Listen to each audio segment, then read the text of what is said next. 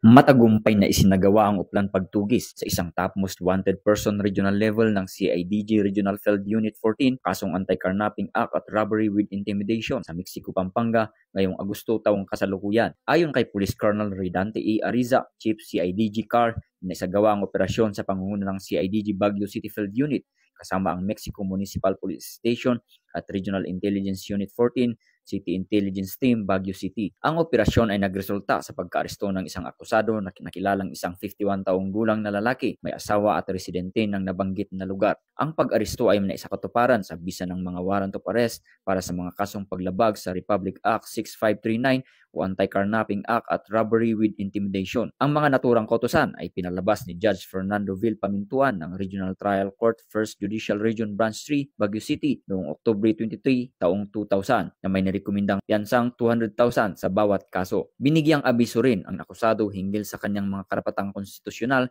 sa wikang Tagalog na kanyang lubos na naunawaan. Matapos ang pag-aresto, siya ay dinala sa CIDG Baguio City Field Unit para sa karaniwang booking procedures at pansamantalang i-detain kustodiya ng pasilidad ng sabing unit habang hinihintay ang formal na pagbalik ng warrant of arrest sa pinagmulan nitong hukuman. Ang pag-arestong ito ay patunay ng patuloy na dedikasyon at kahusayan ng kapulisan sa pagtupad sa kanilang tungkulin na ipatupad ang batas, tugisin ang mga pinaghahanap ng hukuman at tiyakin ang kaligtasan at katahimikan ng komunidad. Mula dito sa Police Regional Office Cordillera, ako ang inyong PNN Correspondent, Police Master Sergeant J. Forgencio, alagad ng batas, taga-taguyod ng Balitang Pulis.